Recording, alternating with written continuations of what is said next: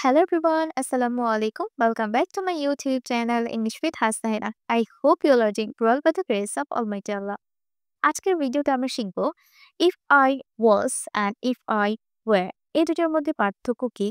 আমরা জানি I সাবজেক্টের পর সবসময় was হয়, কিন্তু এখানে কেন were হলো এবং এটার অর্থ কি আজকের ভিডিওতে আমরা সেটাই শিখব। ভিডিওটা একদম শুরু থেকে শেষ পর্যন্ত দেখার চেষ্টা করবে, যাতে এই দুটার কনফিউশনটা আমরা দূর করতে পারি, ফিউচার আমরা ফ্লুয়েন্টলি এই দুটার ব্যবহার করতে পারি। চলো তাহলে ভিডিওটা স্টার্ট করি। প্রথমে আমরা দেখব if I were কখন ব্যবহার করতে হয়। যখন আমরা আনরিয়েল অথবা অবাস্তব কোনো কিছু কথা বলি, অবাস্তব অথবা সেটা হতে পারে কাল্পনিক বা ইমেজিনারি সিচুয়েশন। ইমেজিনারি বলতে বোঝানো হচ্ছে এমন একটা ঘটনা যেটা আসলে আপনি কল্পনা করছেন বাট বাস্তবে সেটা হয় না বা অতীতে হয়নি এরকম। অথবা হতে পারে আপনি কোনো একটা ইচ্ছা পোষণ করছেন, এমন একটা ইচ্ছা যেটা হচ্ছে অবাস্তব, কোনোদিনই সত্য হবে না এরকম। তখন আমরা if I were ব্যবহার করি। যেমন, আমি যদি তোমার জায়গায় হতাম তাহলে এটা করতাম না। আমি যদি তোমার জায়গায় হতাম, এখন আমি বাস্তবে কিন্তু তোমার জায়গায় নেই এবং আমি কিন্তু তোমার জায়গা হতেও পারবো না। তোমার জায়গায় আমি হতেও পারবো না। সেক্ষেত্রে এটা হচ্ছে একটা আনরিয়াল অথবা অবাস্তব একটা কথা এবং এখানে ইমাজিন করা হচ্ছে, কল্পনা করা হচ্ছে আমি যদি তোমার জায়গায় হতাম।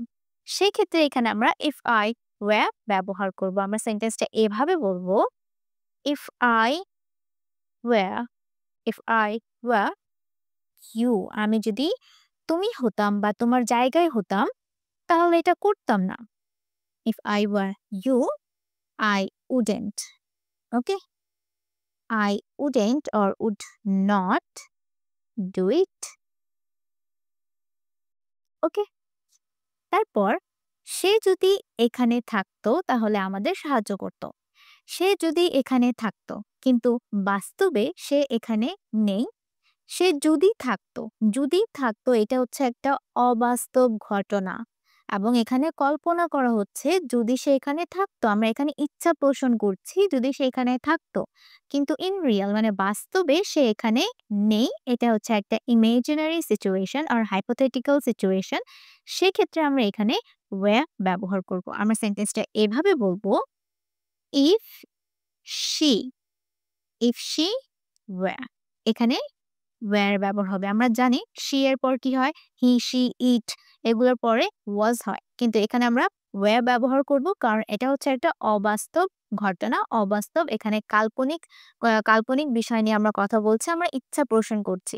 সেক্ষেত্রে এখানে were ব্যবহার করতে হবে। if she were if she were here, সে যদি এখানে থাকতো তাহলে আমাদের সাহায্য করত। she would.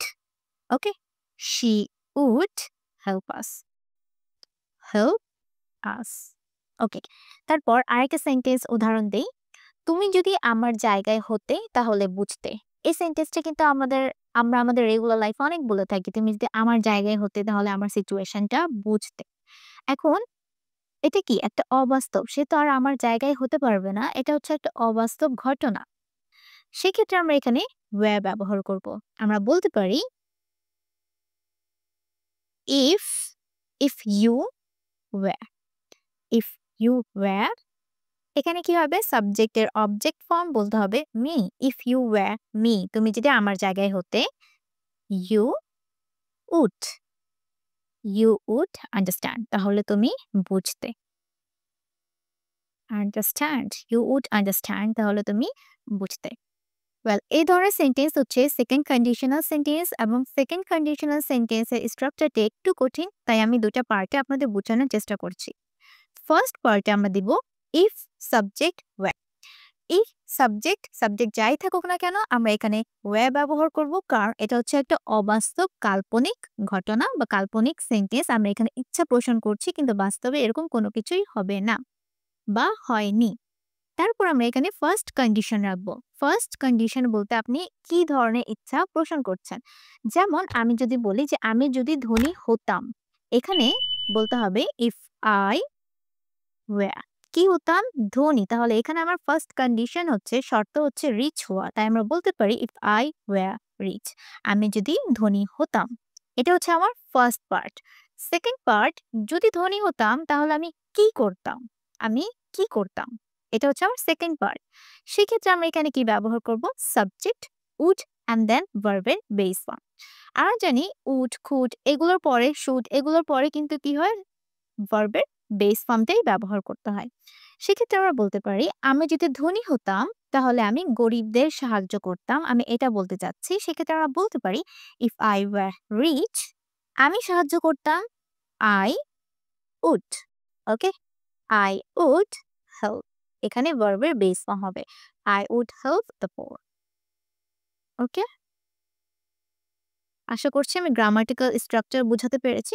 এবার আমরা দেখব ইফ আই ওয়াজ কখন ব্যবহার করতে হয়। আমরা সাধারণত ইফ আই ওয়াজ ব্যবহার করি অতীতের বাস্তব অথবা সম্ভাব্য ঘটনা নিয়ে। তাহলে ইফ আই ওয়াজ আমরা ব্যবহার করব যখন আমরা অতীতের কোনো একটা বাস্তব ঘটনা নিয়ে কথা বলবো, অথবা পসিবল সিচুয়েশনস মানে হচ্ছে সম্ভাব্য কোনো ঘটনা যে ঘটতে পারে বাট আপনি শিওর হতেও পারেন আবার শিওর নাও হতে পারেন, সেক্ষেত্রেও কিন্তু আমরা ইফ আই ওয়াজ ব্যবহার করতে পারি। আমি যদি গতকাল রুড হয়ে থাকি, আমি ক্ষমা চাইছি। এখন আমি যদি এখানে গতকালের কথা বলা হচ্ছে এবং এটা হচ্ছে একটা বাস্তব ঘটনা। আমি যদি গতকাল তোমার সাথে রুড বিহেভ করেছি, আমাকে ক্ষমা করে দিও। এরকম সেন্টেন্স আমরা বলি না? তো এটা হচ্ছে রিয়েল সিচুয়েশন, বাস্তব ঘটনা, অতীতে ঘটে যাওয়া একটা বাস্তব ঘটনার কথা আমি বলছি। সেক্ষেত্রে আমরা এই সেন্টেন্সটাকে এভাবে বলতে পারি, if I was, if I was rude, if I was rude yesterday, আমি ক্ষমা চাইছি। I apologise. তারপর যদি সে পার্টিতে ছিল, আমি তাকে দেখিনি। এখন এটা হচ্ছে অতীতের একটা সম্ভাব্য সিচুয়েশন, পসিবল সিচুয়েশনস। যদি সে পার্টিতে ছিল, সে পার্টিতে ছিল বাট আমি তাকে দেখিনি। সে কিন্তু পার্টিতে উপস্থিত ছিল, এটা আমি জানি কিন্তু আমি তাকে দেখিনি। তাহলে এটা হচ্ছে কি অতীতের একটা পসিবল সিচুয়েশনস, সে পার্টিতে ছিল। তখন কিন্তু আমরা এখানে এই সেন্টেন্সটাকে এভাবে বলতে পারি, ইফ শি, এখানে কিন্তু কি হবে? শি।